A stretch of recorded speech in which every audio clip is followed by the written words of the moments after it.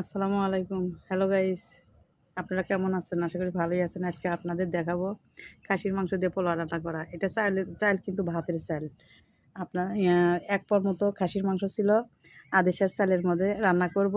কিসের জন্য? অল্প মাংস তরকারি রান্না করলে তো কেউ খাইতে পারবে না, কেউ পাবে কেউ পাবে না। কিন্তু অল্প মাংসতে কীভাবে পোলাও রান্না করা যায় সেটা আপনাদের দেখাবো, সঙ্গেই থাকুন।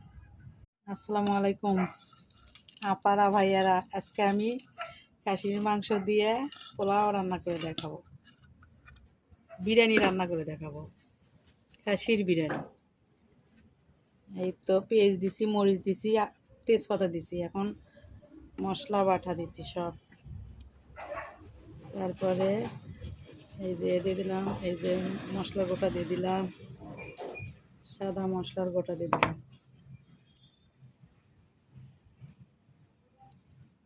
এর ভিতরে হলুদ দিব না, তেল দিয়ে মাখে দিব এখন।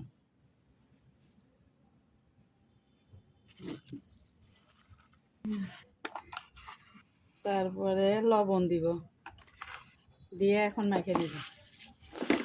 এই তো আমার মাখা হয়ে গেছে। এতক্ষণ কড়াইয়ের মধ্যে দিয়েছিলাম, কড়াইটা ছোটো হয়ে গেছিলো দেখে পাতিলের মধ্যে আবার ঢেলে নিলাম।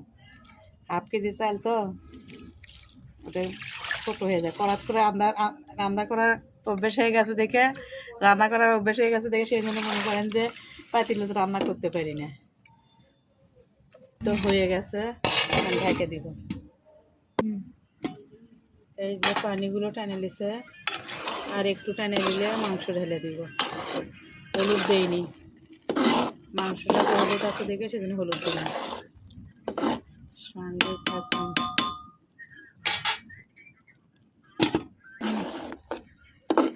এই তো মাংস ঢেলে দিব এখন।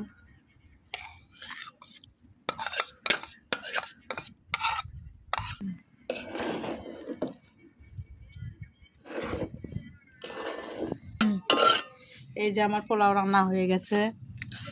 আদেশের খাসির এক পো খাসির মাংস, আদেশের চাল, ঠিক আছে। অল্প মাংসর জন্য এইরকম করে রান্না করছি। কেমন হয়েছে অবশ্যই কমেন্ট করে জানাবেন। অবশ্যই আমার পাশে থাকবেন, সাপোর্ট করবেন। দোয়া করি আপনারাও ভালো থাকেন। তো ভালো থাকেন। আল্লাহ হাফেজ।